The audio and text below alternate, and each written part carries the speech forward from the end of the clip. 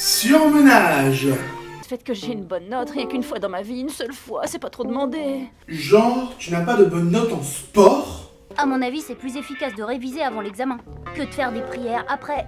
Pourquoi être aussi connard? Hervé, c'est très bien, comme toujours. Tenez, je vous ai mis 19 sur 20, histoire de vous laisser une chance de pouvoir faire encore mieux la prochaine fois. Bon, je vais revenir sur ma remarque concernant Madame Hertz dans Désincarnation.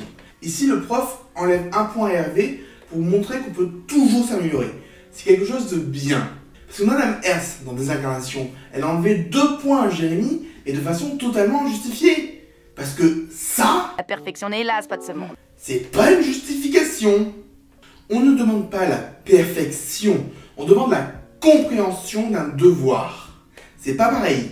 Parce que pour rappel, une évaluation doit servir à évaluer. C'est dans le mot. 20, c'est une très bonne compréhension de ce qu'on évalue. Et 10, généralement, c'est des connaissances insuffisantes pour ce niveau. Et c'est pour ça qu'il faut aider les élèves. Sanctionner quelqu'un qui a eu moins de 10, ça va pas l'encourager à faire mieux. Le but, c'est qu'ils aient les connaissances. Et c'est actuellement pas ce qu'on a. C'est dommage.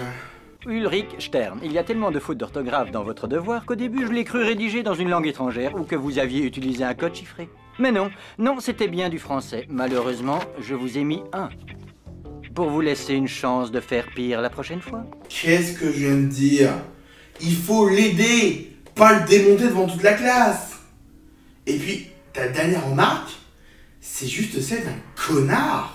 Dire je suis flatté que vous ayez daigné prendre le temps de répondre à ma convocation. Vos absences à répétition ces dernières semaines, franchement, je ne m'attendais pas à avoir la chance de vous voir ici aujourd'hui. Vraiment, vous me faites là un grand honneur. Décidément, c'est le jour. Si vous êtes prof, soyez un connard. À la prochaine absence, au prochain retard de votre part, je me verrai à regret obligé de vous renvoyer de ce collège. Elle a des super notes, je te rappelle. Tu vas pas la renvoyer juste pour ses retards. Tu sais, il peut y avoir des problèmes personnels derrière, Tu es le proviseur. Tu devrais t'intéresser un peu, non? Ça devient de plus en plus difficile de mener de front les études et la lutte contre Xana. Je te le fais pas dire. On pourrait recruter un Lyoko-guerrier de plus.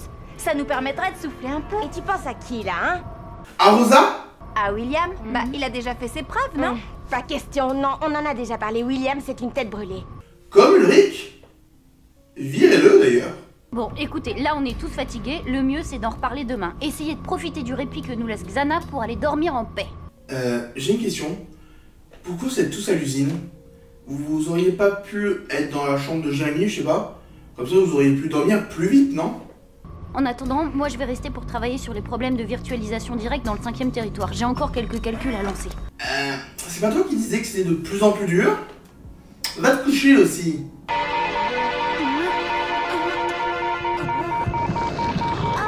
Et un point pour Jérémy. Oui, je préfère le mettre tout de suite. Rita, viens, faut que je te parle. Et ben heureusement que tu arrives au moment où elle termine de s'habiller et pas au moment où elle commence. J'ai enfin le moyen de vous virtualiser directement dans le 5e territoire. Je veux faire un essai, et tout de suite.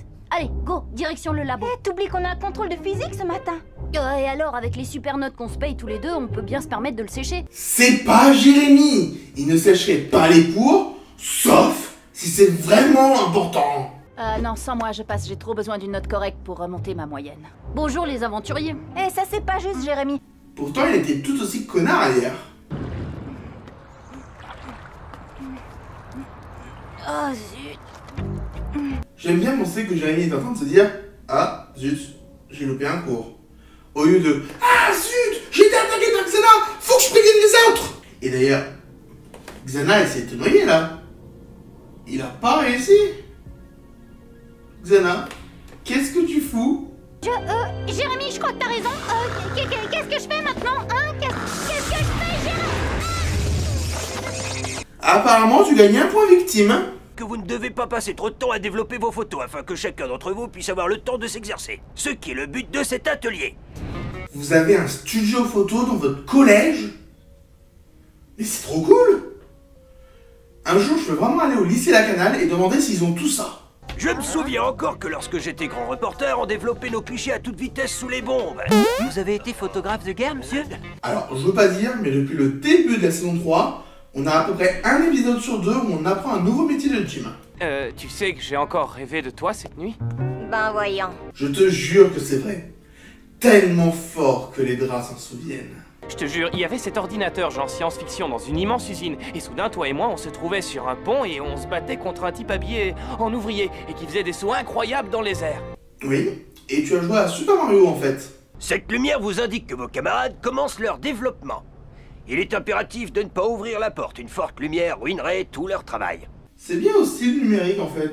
Je sais pas trop à quoi tu joues, mais tu peux toujours filer par là. Et Jim? Bah, t'en fais pas. Je vais le faire poireauter. Il n'y verra que du feu. Tu sais que c'est lui qui a inventé le feu? Mais il préfère ne pas en parler. Dans mon rêve, je me souviens que ça me faisait vraiment plaisir de t'aider. Alors, pourquoi ne pas continuer dans la vie réelle? Histoire de voir si ça me fait le même effet. Et attention aux âmes sensibles. J'aime William dans cet épisode. Il est cool, sympa, il ne force pas trop à être uni, il est attachant. Je suis en train de passer un bon moment avec lui. Waouh! C'est ça l'effet que ça fait. Vous ne serez pas trop pour désactiver la tour qui a créé mon double. D'ailleurs, en parlant de ça, je me demande où est-ce qu'il est en ce moment. Vu ce qu'on vient de voir, je vais éviter de demander où est Xana. Ah, alors comme ça, tu t'en es sorti? Bah, tu n'as pas été très virulent pour le coup. Eric, il faut qu'on y aille. Ça a l'air d'être urgent. Désolé, urgent ou pas, moi je bouge pas d'ici. Il me faut une bonne note et pour une fois je suis pas trop mal parti. D'accord, moi j'y vais et tu nous rejoindras quand t'auras fini. Et sinon, le téléphone en plein contrôle. Madame Hertz, tu ne vois vraiment rien?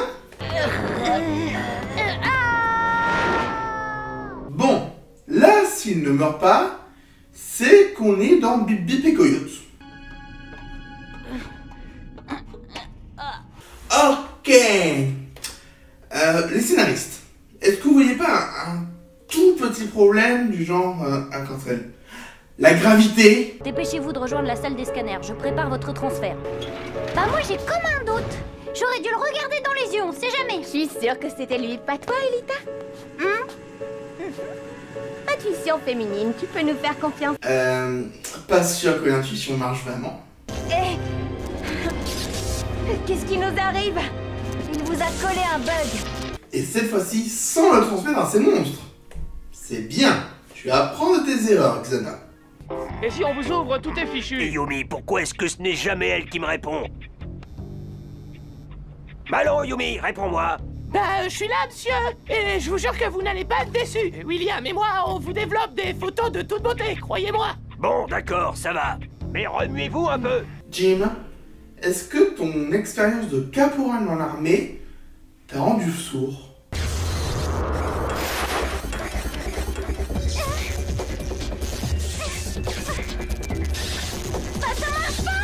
Bah, tu l'avais pas déjà remarqué dans Sabotage? Aïcha, bouge, défends-toi! Comme si elle allait t'écouter.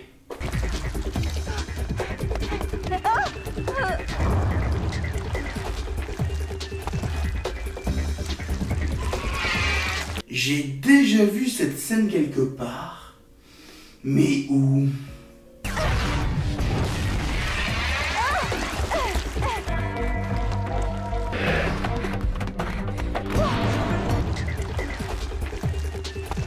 Je ne dis pas que c'est du recyclage. Je dis juste que rien ne se crée, rien ne se perd, tout se transforme. Maintenant, elle va foncer dans la tour de passage. C'est pas vrai. Je sais que vous êtes buggé, mais vous pourriez la suivre quand même. Eh ben, je retire ce que j'ai dit. Il n'y a vraiment pas de quoi être fier de ressembler à quelqu'un d'aussi stupide que toi. Il est pas stupide, il est acharné. Et c'est bien, je trouve. Désolée, mais l'un de nous deux va devoir disparaître. Exact, et je crois bien que c'est toi, Frankenstein. Alors que l'autre, c'est Albert. Je lance le débugage. J'espère que ça va marcher.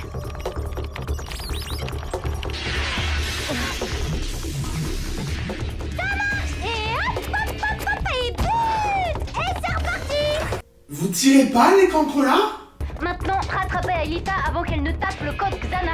Et tu ne peux pas bugger Alita? Eh, dépêchez, ça chauffe, remuez-vous. L'arrière-plan me fait rire. Et ça fait aussi gagner un point à Ulrich.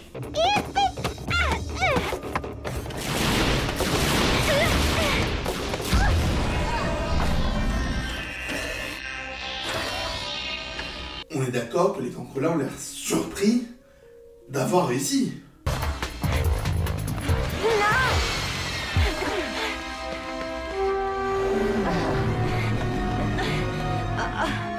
Yumi, tu es officiellement la pire Yoko guerrière. À cause de toi, le territoire de la montagne va disparaître. C'est trop douloureux de voir ça. Je suis désolé, mais il y a le meilleur territoire qui s'en va et j'en peux plus. J'en ai juste marre en fait. Le territoire de la montagne, c'était le meilleur. Et il est parti. Je vais arrêter l'émission. Ça sert plus à rien là. Je suis désolé.